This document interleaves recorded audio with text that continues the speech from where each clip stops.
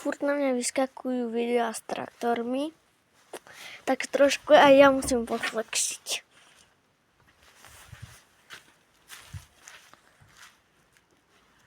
To sa nepýtaj. To sa mi nepáči. Ale toto je to hlavné. Toto.